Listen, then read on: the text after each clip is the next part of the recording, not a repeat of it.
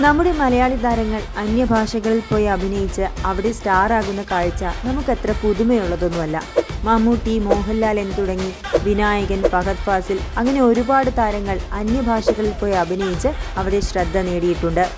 ഇപ്പോഴിതാ ഏറ്റവും ഒടുവിലായി സൂര്യനായകനായ കറുപ്പ് എന്ന സിനിമയിൽ തന്റെ അഭിനയ മികവ് കൊണ്ട് പ്രേക്ഷകരെ കയ്യിലെടുത്തിരിക്കുകയാണ് നടൻ ഇന്ദ്രൻസ്. സിനിമയുടെ ഫസ്റ്റ് ഹാഫിൽ സുപ്രധാനമായ വേഷത്തിലാണ് ഇന്ദ്രൻസ് എത്തുന്നത്.